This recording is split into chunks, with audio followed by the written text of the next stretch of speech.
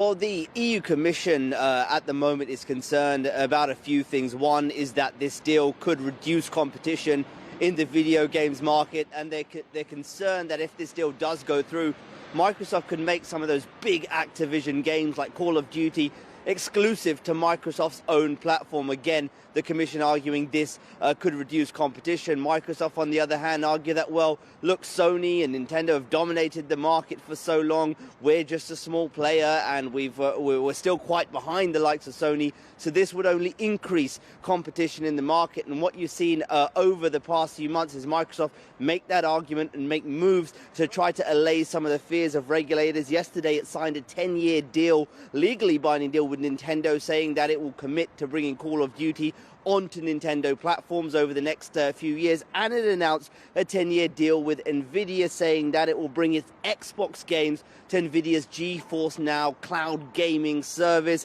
It said if the Activision deal does go through, it will bring Activision titles to NVIDIA's GeForce Now cloud gaming service as well. Now, this is interesting because NVIDIA was initially against this deal, so Microsoft managed to bring NVIDIA on its side, it's managed to bring Nintendo on its side, but it's still having a bit of a tricky situation with the European Commission. I had a chance to catch up with Brad Smith, the president of Microsoft, and asked if they've made any more moves to bring the EU Commission on their side at this point. Let's listen in to what he had to say. I definitely cannot speak for the European Commission, but I do think today is a good day for gamers around the world.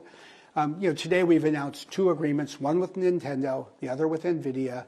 Together, this will make these games, especially Call of Duty, available to 150 million more people around the world. I think if you're a competition regulator and you're focused on the interests of consumers and competition, today was a good day. And Sony, that's obviously the big competitor here. You've not managed to sign any agreements with Sony as of yet.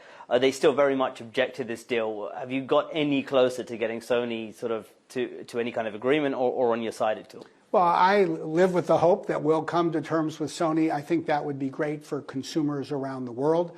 We're not there yet. But I do think as we make progress with others, if we can get a deal done with Nintendo, if we can get an agreement with NVIDIA, it should provide a path forward that others like Sony can build on as well. And it's not just this, of course, EU case. You've got the case with the FTC in the US, the CMA over in the UK, lots of hurdles here. How concerned are you at this point of this deal just completely falling through, just given the number of large regulators still very much against the deal? I think we have a clear path to get this deal done. And today takes us a huge step forward. I think for regulators to be able to look at this deal and recognize that it brings a game like Call of Duty to 150 million more people, that has to be good for competition and consumers.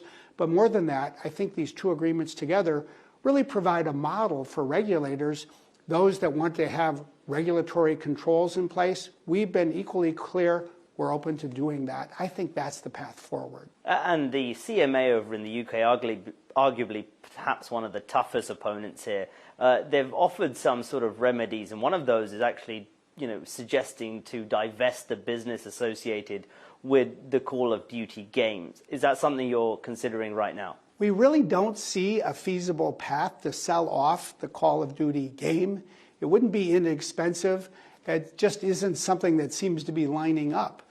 It's far better, in our view, to bring Call of Duty to 150 million more people. The only reason to sell it off is the CMA's potential concern that if we buy it, we won't provide it to others as broadly. I think that concern should be dispelled by the two agreements we've signed today.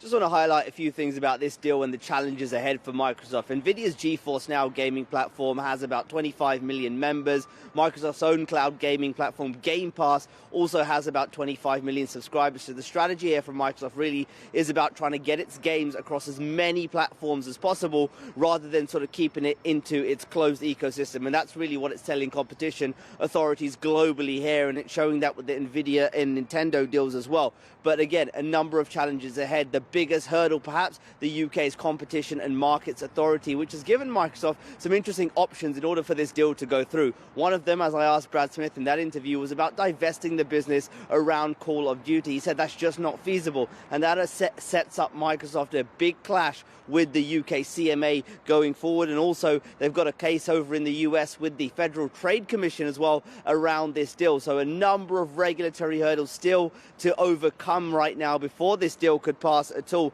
And on top of that, its biggest rival, Sony, still opposed to the deal. There was an interesting moment in the press conference yesterday when Brad Smith held up a piece of paper and said, I've got the deal in my hand, ready for Sony to sign, similar to NVIDIA, similar to Nintendo when they're ready to sign. But clearly, Sony's still not ready to play ball at this point. So Microsoft very much on a big charm offensive here to show competition authorities that this deal will be good for gamers and good for competition, but it still has big opposition from regulators around the world, guys. Back to you. Yeah.